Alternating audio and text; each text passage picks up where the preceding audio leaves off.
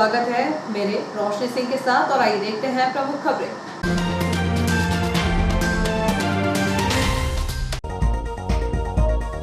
Coloniser से नहीं मिला नोटिस का जवाब तो जांच के बाद दर्ज होगी एफआईआर, कहा एसडीएम ने। एसडीएम कार्यालय की सूची में शहर में 26 कॉलोनियां अवैध। सीएमओ बोली ज्यादातर कॉलोनियां अवैध, मिल रहा किराया। मुख्यमंत्री के नाम ज्ञापन सौंपने गए कांग्रेसियों को पुलिस ने किया नजरबंद।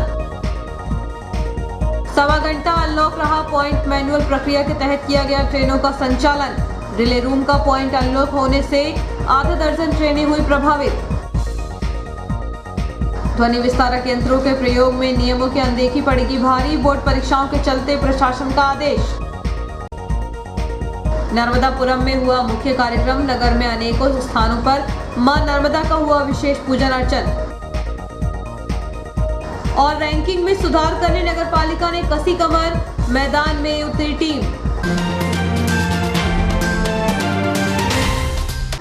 अब खबरें विस्तार से। जिले में हर्षोल्लास और उमंग के साथ मंगलवार को नर्मदा जयंती महोत्सव मनाया गया। इस अवसर पर नर्मदापुरम के सेठानी घाट पर आयोजित मुख्य समारोह में मुख्य अतिथि मुख्यमंत्री शिवराज सिंह चौहान अपनी धर्मपत्नी साधना सिंह के साथ शामिल हुए। इस अवसर पर नर्मदापुरम के सेठानी घाट पर आयोजित मुख्य समारोह में मुख्य अतिथि मुख्यमंत्री शिवराज सिंह चौहान अपनी धर्मपत्नी साधना सिंह के साथ शामिल हुए। इस अवसर पर मुख्यमंत्री श्री चौहान द्वारा अपनी धर्मपत्नी के साथ जलमंच से मां नर्मदा की विधिवत पूजा अर्चना की गई और प्रदेश की खुशहाली और समृद्धि की कामना की गई। इस अवसर पर मुख्यमंत्री श्री चौहान ने होशंगाबाद का नाम नर्मदापुरम व बाबई का नाम माखन नगर की बहुप्रतीक्षित मांग पूर्ण होने नर्मदापुर वासियों को बधाई दी। इस अवसर पर सांसद राव उदय प्रताप सिंह, होशंगाबाद विधायक डॉक्टर शीतल शरण शर्मा, सोहागपुर विधायक विजयपाल सिंह, शिवनीवाला विधायक प्रेमशंकर वर्मा, पिपरिया विधायक ठाकुरदास नागवंशी, शिव चौबे, पूर्व विधायक राजेंद्र सिंह, माया नारोलिया, पीयूष शर्मा, राजेश तिवारी सहित बड़ी संख्या में जनप्रतिनिधि मौजूद रहे। उल्लेखनीय है कि आयोजन को लेकर जिला प्रशासन करीब 15 दिनों से निरंतर अथक परिश्रम कर रहा था, जिसके परिणाम स्वरूप नर्मदा जयंती महोत्सव का भव्य सफलतम आयोजन हुआ। इस सफल आयोजन में क्षेत्रीय विधायक डॉक्टर शीतल शरण शर्मा, भाजपा नेता पीयूष शर्मा की विशेष भूमिका रही। पूरे आयोजन को बेहतर स्वरूप प्रदान करने सहित प्रभावी व्यवस्थाएं commissioner Mal Singh, collector Neeraj Kumar Singh, IG Deepika Suri, police अधीक्षक डॉक्टर गुरुकरण सिंह, जिला panchayat CEO Manoj Saryam, SDM Manoj Singh Thakur, Aditya Richhariya, SDM Vandana Jat, तहसीलदार एवं नगर पालिका CMO Shailendra Badoniya, ASP Awadhesh Pratap Singh, SDOP Manju Chauhan, city कोतवाली टीआई संतोष सिंह चौहान, देहात टीआई अनूप सिंह नैन सहित पुलिस प्रशासन के अधिकारी कर्मचारियों की महत्वपूर्ण भूमिका रही। सबिंदु सिंधु सुस्खल तरंग भंग रंजितम विशत्सु पाप जात जात कारिवारी संयुतम कृतांत दूत काल भूत भीतिहारी वर्मदे त्वदीय पाद पंकजम नमामि देवी नर्मदे।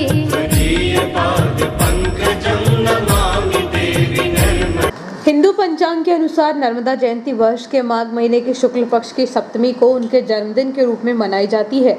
नर्मदा जयंती पर अनेक श्रद्धालु नर्मदापुरम स्थित मां नर्मदा के तट पर पहुंचे, जहां उनकी विशेष पूजा अर्चना की गई। वहीं लोगों द्वारा दीप दान किए गए। इसी क्रम में सोनासाबरी नाका स्थित मां नर्मदा के प्राचीन मंदिर में सुबह से भक्तों ने पहुंचकर मंदिर में विराजित मां नर्मदा की प्रतिमा पर जलाभिषेक कर विशेष पूजन किया। वहीं रात्रि 8 बजे से आसपास के रहवासियों द्वारा सामूहिक रूप से महाआरती कर खीर पूरी का प्रसाद वितरित किया गया। इससे पूर्व यहां दिन भर महिला मंडल द्वारा भजनों की प्रस्तुति दी गई। इसी के साथ तालाब मार्ग पर स्थित मां नर्मदा मंदिर पर भी विशेष पूजन अर्चन कर प्रसाद का भोग लगाया गया। वहीं मालवीगंज स्थित श्री बूढ़ी माता मंदिर में भी मां नर्मदा की प्रतिमा का अभिषेक और विशेष पूजन अर्चन श्रद्धालुओं के द्वारा किया गया। शहर में अवैध कॉलोनियों की बाढ़ आ चुकी है। शहरी क्षेत्र में 2 दर्जन से अधिक कॉलोनियां ऐसी हैं जो वैध की गाइडलाइन से बाहर है, इसलिए प्रशासन ने उक्त कॉलोनियों को अवैध माना है। कॉलोनाइजर्स को नोटिस देने के बाद भी उचित जवाब नहीं मिलने के कारण अब प्रशासन का रवैया सख्त हो चुका है। सभी कॉलोनियों की जांच की जा रही है। जांच के बाद कॉलोनाइजर्स के खिलाफ अपराध दर्ज करने की कार्यवाही भी की जा सकती है। ग्रामीण अंचलों के साथ ही शहरी क्षेत्र में भी बड़ी संख्या में अवैध कॉलोनियां हैं, जिन्हें कॉलोनाइजर्स द्वारा लोगों को उनके मकान का सपना दिखाकर महंगे दामों में प्लॉट बेच दिए गए। सालों पूर्व बेचे गए प्लॉटों पर मकान भी बन गए। जब प्रशासन ने उक्त कॉलोनियों की जांच शुरू की तो शहरी क्षेत्र में 2 दर्जन से अधिक अवैध कॉलोनियां सामने आ गईं। ऐसा हम नहीं कह रहे हैं, बल्कि अनुविभागीय अधिकारी राजस्व कार्यालय में जियो हैथवे न्यूज को प्राप्त हुई सूची में इन 26 अवैध कॉलोनियों के नाम, प्लॉट नंबर, खसरा नंबर, कुल रकबा की जानकारी उपलब्ध कराई गई है, जिसके बाद इन 26 अवैध कॉलोनियों के खिलाफ 15 फरवरी के बाद कभी भी कार्यवाही की गाज गिर सकती है। इनमें कुछ कॉलोनी का डायवर्जन नहीं है तो कुछ कॉलोनाइजर्स द्वारा टीएनसी से अनुमति नहीं ली गई है, इसलिए शहर की 26 कॉलोनियों को अवैध माना गया है। इनमें ऐसी कॉलोनियां भी हैं जिनका नाम सुनकर आप हैरान रह जाएंगे। सबसे सुरक्षित माने जाने वाली कावेरी स्टेट और वीआईपी स्टेट जैसी कॉलोनियां भी अवैध की सूची में शामिल हैं।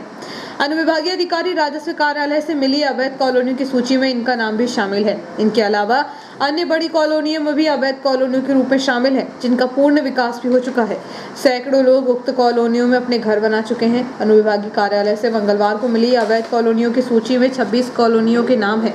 हालांकि एसडीएम एमएस रघुवंशी के अनुसार शहरी क्षेत्र में तकरीबन 15 कॉलोनियां अवैध हैं, जिनके कॉलोनाइजर्स के पास टीएनसी की अनुमति नहीं है।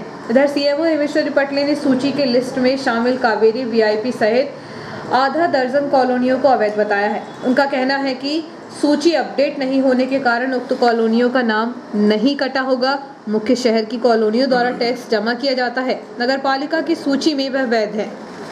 पांडुखेड़ी और कीरतपुर की एमपी हाउसिंग बोर्ड कॉलोनी, बूढ़ी माता के पास शक्ति नगर, पुरानी इटारसी की वर्मा कॉलोनी, न्यास कॉलोनी की रज्जन कॉलोनी, जयप्रकाश नगर की तिवारी कॉलोनी, पुरानी इटारसी की दीवान कॉलोनी, इटारसी की गणेश नगर कॉलोनी, भरत मंदिर के सामने अजय बच्चन कॉलोनी, देहरी के समीप आशीर्वाद कॉलोनी, रैदास नगर के पास वीआईपी स्टेट, इटारसी की Alka colony, Deepak colony, Kaveri state, पुरानी इटारसी की 2 कृष्णा विहार कॉलोनी, आर्यनगर की तिरुपति कॉलोनी, वृंदावन विहार कॉलोनी, देहरी के अंतर्गत Venkatesh Nagar, Shastri Nagar, Shivrajpuri colony, Sankheda road, hill view city, Iqbalganj की विष्णु नगर कॉलोनी और आर्यनगर की महर्षि नगर कॉलोनी के नाम सूची में शामिल हैं। तकरीबन 15 कॉलोनियां नगरपालिका के अंतर्गत अवैध पाई गई हैं। यह जानकारी एसडीएम एमएस रघुवंशी के द्वारा बताई गई।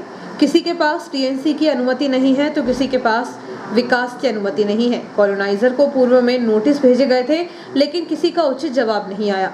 ऐसी अवैध कॉलोनी बनाने वाले कॉलोनाइजर्स के खिलाफ प्रकरण दर्ज करने की कार्यवाही जल्द की जाएगी। अभी हमने लगभग 15 अवैध कॉलोनियाँ आइडेंटिफाई की हैं। 3 का हम पहले बेच चुके हैं।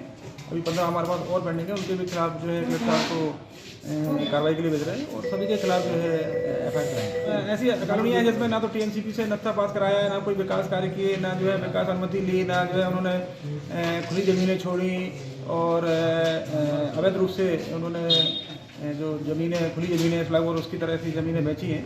तो उस तरह से बहुत नगर पालिका एक्ट के अंतर्गत उनके अपराध किए जिन पे एफआईआर ही होना है।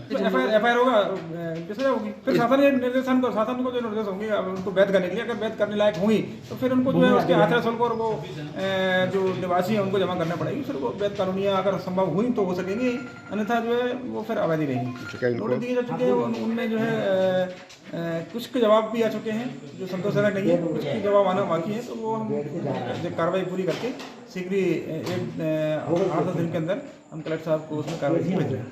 वहीं इस संबंध में सीएमओ नगर पालिका हेमेश्वरी पटले का कहना है कि सूची में शामिल कावेरी स्टेट, वीआईपी एवं अन्य आधा दर्जन कॉलोनियां वैध हैं। उक्त कॉलोनियों से नगर पालिका को टैक्स मिलता है। आपको जो सूची मिली है उसे अपडेट नहीं किया गया होगा। नगर कांग्रेस द्वारा जिला कलेक्टर को जनहित में विभिन्न समस्याओं को लेकर मुख्यमंत्री से पूर्व में पत्रानुसार सूचना देकर मुलाकात का समय मांगा गया था, लेकिन मुलाकात का समय न देकर कांग्रेसजनों को पुलिस द्वारा आज गिरफ्तार किया गया।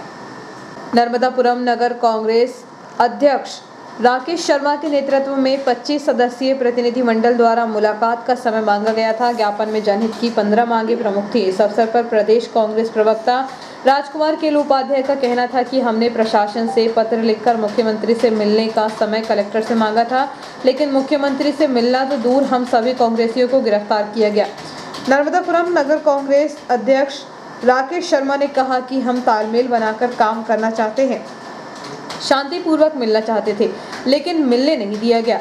गिरफ्तार किए गए कांग्रेसजनों में नर्मदापुरम नगर कांग्रेस अध्यक्ष राकेश शर्मा, मध्य प्रदेश कांग्रेस कमेटी प्रदेश प्रवक्ता राजकुमार केलू उपाध्याय, चंद्रगोपाल मलैया, पंकज राठौर, रामशंकर सोनकर, अनिल त्रिवेदी, अक्षय दीक्षित, शिवराज चंद्रोल, लवलेश जैन, सोनू बकोरिया, धीरज शर्मा, शिवनारायण कटारे आदि उपस्थित थे। पुलिस को आगे करता है, हमसे डरता है, पुलिस को आगे करता है, कांग्रेस पार्टी,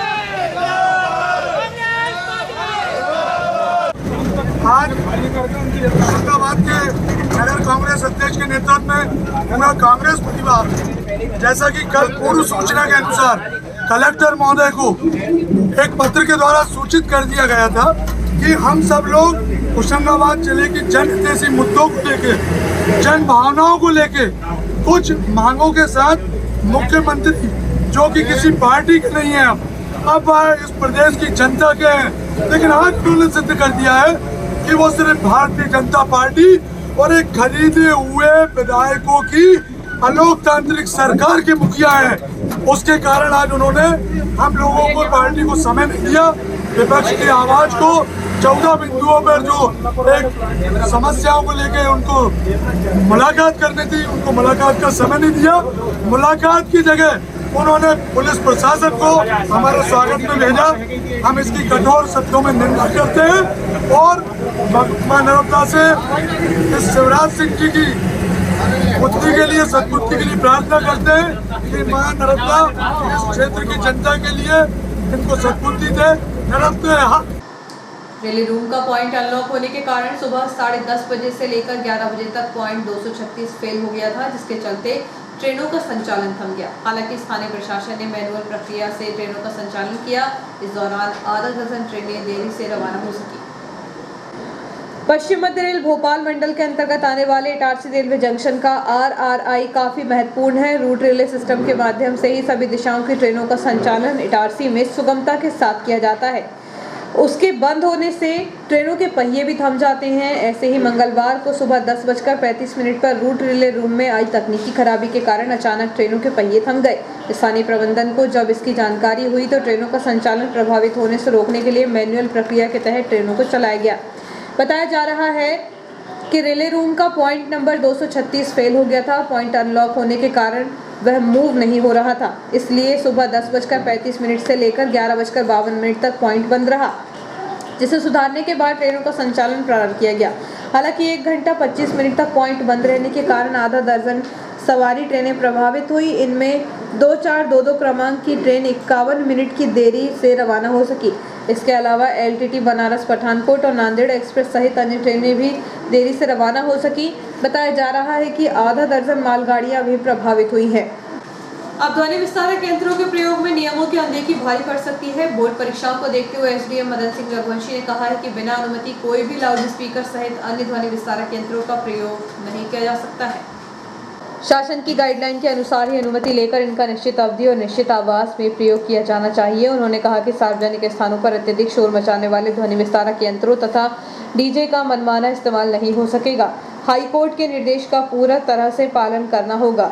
प्रावधानों के अनुसार रात्रि 10 बजे से सुबह 6 बजे के बीच ध्वनि विस्तारक यंत्रों को नहीं बजाया जा सकता। खुले में बिना अनुमति लाउड स्पीकर बजाए तो दंड और सजा का प्रावधान है। बता दें कि इसी माह के मध्य में बोर्ड की परीक्षाएं प्रारंभ हो रही हैं और तेज तथा कर्कश आवाज में बजने वाले लाउड स्पीकर DJ का प्रचार और शादियों में देर रात तक इस्तेमाल से छात्र छात्राओं की पढ़ाई में व्यवधान उत्पन्न होता है। परीक्षाओं की निकटता को देखते हुए श्री रघुवंशी ने कहा कि बिना अनुमति कोई भी ध्वनि विस्तारक यंत्रों का प्रयोग नहीं किया जाए, अन्यथा नियमों के अनुसार कार्रवाई की जाएगी। शहर में चूँकि बच्चों की पढ़ाई आ गई है, अब हम शहर में पूरी तरह से लाउड स्पीकर वगैरह है, ध्वनि विस्तारक यंत्र, उनकी अनुमति नहीं देंगे। बिना अनुमति के कोई भी नहीं चलाएगा, और चलाएगा तो पता। स्वच्छ सर्वेक्षण 2022 की रैंकिंग में सुधार लाने के लिए नगर पालिका ने कमर कस ली है। स्वच्छ सर्वेक्षण 2022 के लिए तैयारी शुरू करते हुए कलेक्टर के निर्देश पर शहर की सफाई व्यवस्था दुरुस्त करने टीम मैदान में उतार दी गई है। अधिकारियों को सफाई के कार्य की निगरानी करने कहा गया है। मंगलवार को नगर पालिका का सफाई अमला नाले नालियों की सफाई कार्य में जुटा रहा। जहां कमियां मिली उन्हें दुरुस्त किया गया। सुबह से SDO राजस्व मदन सिंह रघुवंशी और मुख्य नगर पालिका अधिकारी श्रीमती हेमेश्वरी पटले स्वयं विभिन्न वार्डों में पहुंचकर सफाई कार्य की मॉनिटरिंग कर रहे हैं और जहां कमियां मिल रही हैं उनको दुरुस्त कराया जा रहा है। SDO राजस्व मदन सिंह रघुवंशी ने बताया कि सभी संभागों में एक साथ स्वच्छता अभियान की शुरुआत करते हुए सफाई व्यवस्था पर विशेष फोकस किया जा रहा है। स्वच्छ सर्वेक्षण 2022 में शहर की रैंकिंग में और सुधार लाने के लिए सफाई व्यवस्था को दुरुस्त करने स्वास्थ्य विभाग की सभी टीमों को फील्ड पर उतारकर उन्हें परिणाम मूलक कार्य करने के निर्देश दिए गए हैं। उन्होंने कहा कि स्वच्छता के कार्यों में किसी भी प्रकार की लापरवाही बर्दाश्त नहीं की जाएगी और यदि किसी के द्वारा कार्यों में कोताही बरती गई तो उनको खिलाफ कठोर अनुशासनात्मक कार्यवाही की जाएगी। सीएमओ श्रीमती पटले ने बताया कि पिछले एक सप्ताह से सफाई कार्य युद्ध स्तर पर कराया जा रहा है। एसडीओ राजस्व और नगर प्रशासक एमएस रघुवंशी के साथ संपूर्ण पुरानी इटारसी का दौरा किया गया। इसके अलावा रेलवे स्टेशन से नाला मोहल्ला क्षेत्र लाल ग्राउंड से गरीबी लाइन में पहुंचकर सफाई कार्य का निरीक्षण किया जा रहा है। जहां कमियां दिखाई दी हैं उनको दुरुस्त करने के निर्देश दिए गए। स्वच्छ सर्वेक्षण 2022 में अपनी शहर को स्वच्छता में अव्वल लाने के लिए अधिकारी पिछले एक सप्ताह से विभिन्न वार्डों में जाकर आमजन से मुलाकात करके समस्याएं जान रहे हैं। साथ ही नागरिकों को भी सफाई में सहयोग देने के लिए प्रेरित किया जा रहा है। नागरिकों से सड़कों, मैदान एवं खाली प्लॉट्स में कचरा नहीं डालने के लिए समझाइश देकर सूखा और गीला कचरा अलग अलग करने के लिए समझाया जा रहा है। अभी स्वच्छ सर्वेक्षण 2022 के मापदंडों के अनुसार हम सफाई का काम कर रहे हैं और आज लगातार पिछले एक सप्ताह से हम ये काम कर रहे हैं। अभियान चलाकर पूरे शहर की सफाई, नालियाँ, नाले सारे साफ कर रहे हैं। आज हमने जो है पुरानी इटारसी का पूरा क्षेत्र देखा है और ये जो रेलवे स्टेशन से लेके नाला मोहल्ले तक पूरा देखा है। उधर लाल मैदान से लेके गरीबी लाइन और पूरा ये एरिया हमने कवर किया। आज देखने को नज़र नहीं आ रही है। लगातार रोज हम इसको मॉनिटरिंग की जा रही है और लगातार इसको जारी रखेंगे। वक्त एक छोटे से ब्रेक का, बने रहिए जियो हेल्प न्यूज़ के साथ।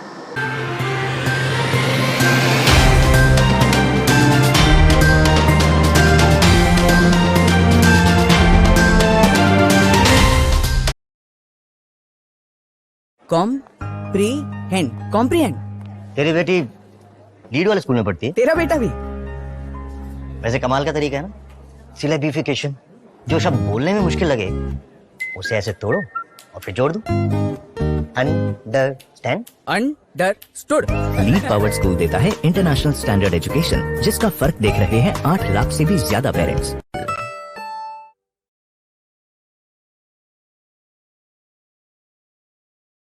ये वेंकी कहाँ है आजकल? बाप से मिलने का टाइम ही नहीं है। आलू से इलेक्ट्रिसिटी बनाने में। मुझे 5th क्लास में इलेक्ट्रिसिटी की स्पेलिंग भी नहीं आती थी। मेरे टाइम पे ये लीड वाला स्कूल होता ना तो मैं। हाँ, तुम तो इलेक्ट्रिसिटी से आलू बना देते। लीड पावर्ड स्कूल देता है इंटरनेशनल स्टैंडर्ड एजुकेशन, जिसका फर्क देख रहे हैं 8 लाख से भी ज्यादा पेरेंट्स।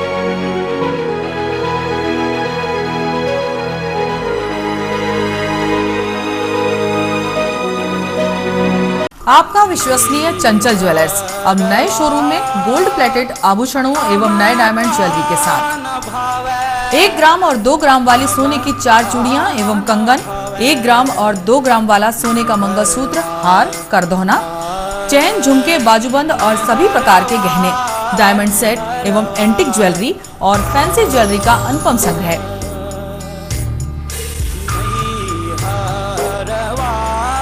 दुल्हन सेट किराए पर उपलब्ध है। 1 ग्राम और 2 ग्राम की हर खरीदी पर निश्चित उपहार पाएं। 1 ग्राम ज्वेलरी मात्र 2000 रुपए में, 2 ग्राम ज्वेलरी मात्र 4000 रुपए में, 3 ग्राम ज्वेलरी मात्र 6000 रुपए में, 4 ग्राम ज्वेलरी 8000 रुपए में, 5 ग्राम ज्वेलरी मात्र 10000 रुपए में। हमारा नवीन पता है चंचल jewellers, Guru Nanak complex, Bharat talkies road, Itarsi.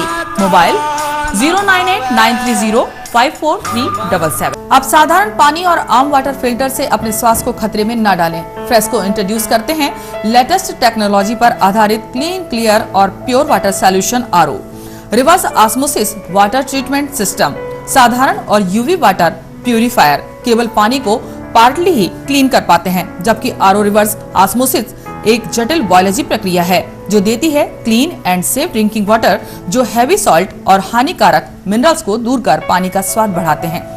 High blood pressure, kidney में स्टोन, डाइजेशन और गैस्ट्रिक प्रॉब्लम को दूर रखती है।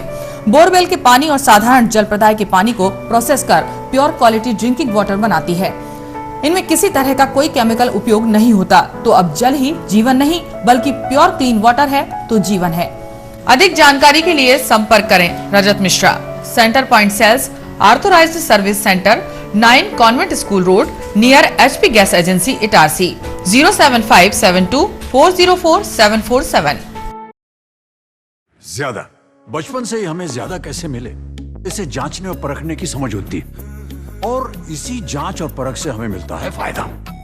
ज्यादा स्टोरेज का फायदा, ज्यादा कन्वीनियंस का फायदा, ज्यादा कंफर्ट का फायदा, ज्यादा स्पेस का फायदा, ज्यादा माइलेज का फायदा। अब तक 10 लाख से भी ज्यादा परिवारों ने ये सारे फायदे पाए हैं। तो आइए आप ही जांचिए, परखिए और फायदा पाइए। TVS जुपिटर, ज्यादा का फायदा।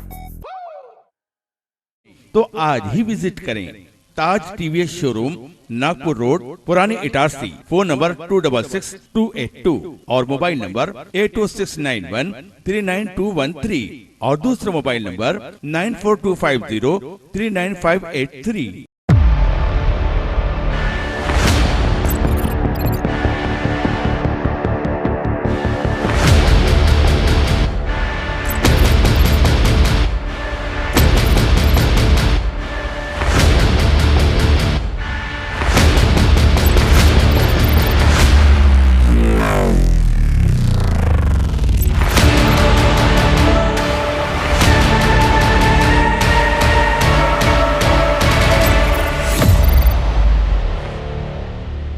तो आज ही विजिट करें ताज TVS शोरूम, नागपुर रोड, पुरानी इटारसी। फोन नंबर 266282 और मोबाइल नंबर 80691399213 और दूसरा मोबाइल नंबर 9425039583।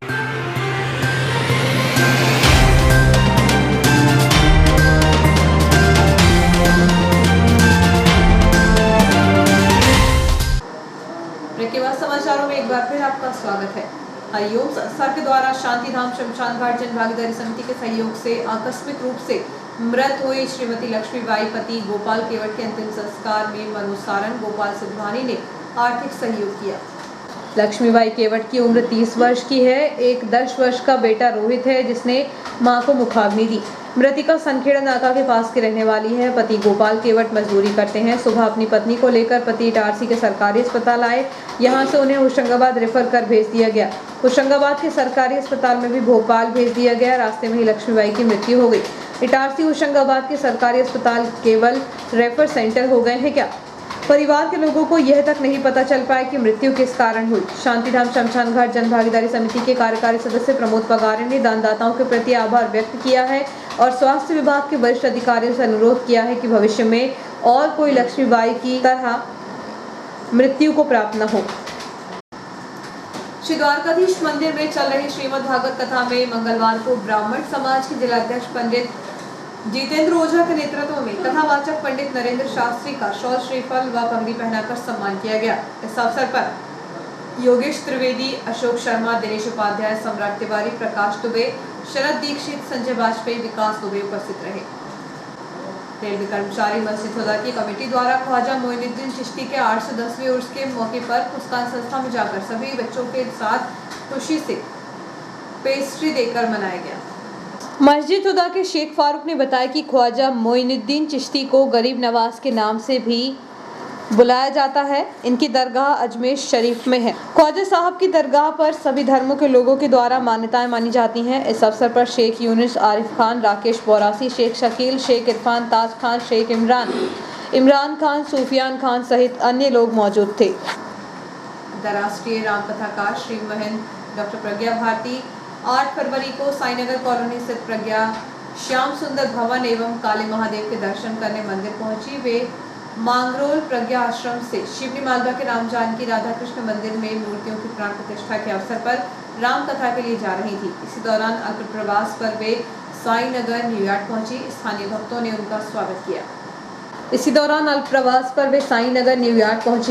भक्तों ने उनका स्वागत किया। वे नागवंशी परिवार के विवाह समारोह में शामिल हुई और सौरभ जोशी के निवास पर भी गईं। महिलाओं ने बताया कि प्रतिदिन मंदिर में शाम के समय भजन करती हैं और मंदिर बन जाने से इस क्षेत्र की रौनक बढ़ गई है। डॉक्टर प्रज्ञा भारती ने मोहल्ले के लोगों से निवेदन किया है कि मंदिर में प्रतिदिन अपनी उपस्थिति दें। ट्रस्ट के सदस्य प्रमोद पगारे ने जानकारी दी कि अगले 3-4 माह में वृद्धाश्रम प्रारंभ करने के वे पूरे प्रयास करेंगे। ओवरब्रिज हनुमान धाम मंदिर के पास एक बाइक चालक ने महिला को टक्कर मार दी, जिसे उपचार के लिए शासकीय अस्पताल में भर्ती किया गया। वाहन चालकों की लापरवाही से सड़क हादसे बढ़ रहे हैं। ऐसे ही ओवरब्रिज मार्ग पर तारा रोड़ा निवासी 35 वर्षीय जिज्जो बाई पति महेश चौरे को प्रीतम नामक बाइक चालक ने टक्कर मार दी। इस हादसे में वह घायल हो गई। घटना के बाद महिला को उपचार के लिए शासकीय अस्पताल में भर्ती किया गया। घटना सोमवार को शाम लगभग 5 बजे की बताई जा रही है। इस मामले में पुलिस ने आरोपी बाइक चालक के खिलाफ प्रकरण दर्ज कर कार्रवाई शुरू की है। कोरोना की तीसरी लहर से शहर अब मुक्त होने लगा है। 1 माह बाद पहली बार ऐसा हुआ है जब कोरोना मरीजों की संख्या घटकर 1 हो चुकी है।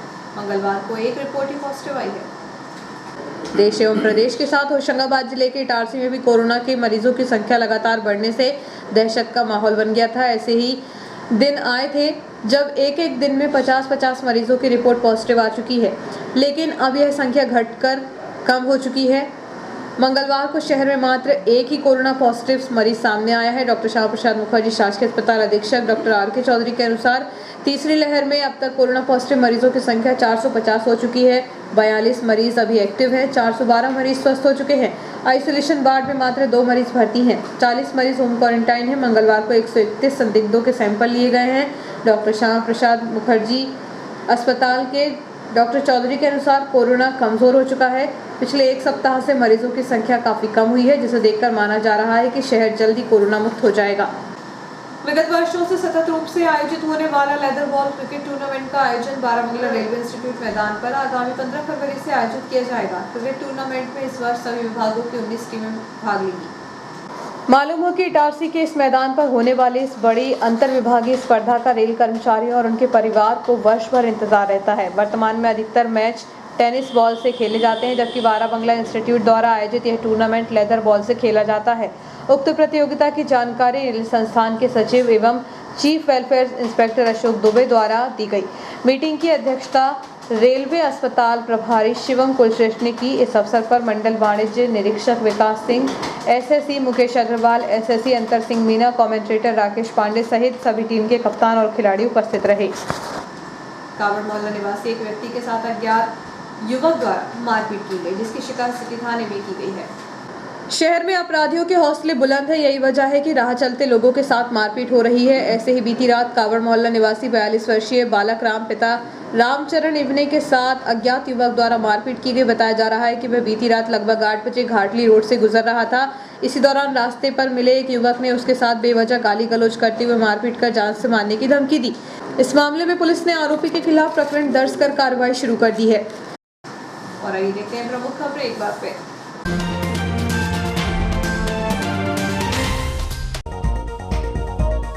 कॉलोनाइजर से नहीं मिला नोटिस का जवाब तो जांच के बाद दर्ज होगी FIR, कहा SDM ने। SDM कार्यालय की सूची में शहर में 26 कॉलोनियां अवैध। CMO बोली ज्यादातर कॉलोनियां वैध, मिल रहा किराया। मुख्यमंत्री के नाम ज्ञापन सौंपने गए कांग्रेसियों को पुलिस ने किया नजरबंद। 1.25 घंटा अनलॉक रहा पॉइंट। मैनुअल प्रक्रिया के तहत किया गया ट्रेनों का संचालन। रिले रूम का पॉइंट अनलॉक होने से आधा दर्जन ट्रेनें हुई प्रभावित। ध्वनि विस्तारक यंत्रों के प्रयोग में नियमों की अनदेखी पड़ेगी भारी। बोर्ड परीक्षाओं के चलते प्रशासन का आदेश। नर्मदापुरम में हुआ मुख्य कार्यक्रम। नगर में अनेकों स्थानों पर मां नर्मदा का हुआ विशेष पूजन अर्चन। और रैंकिंग में सुधार करने नगर पालिका ने कसी कमर, मैदान में उतरी टीम। इस बुलेटिन में इतना ही, आगे दीजिए, नमस्कार।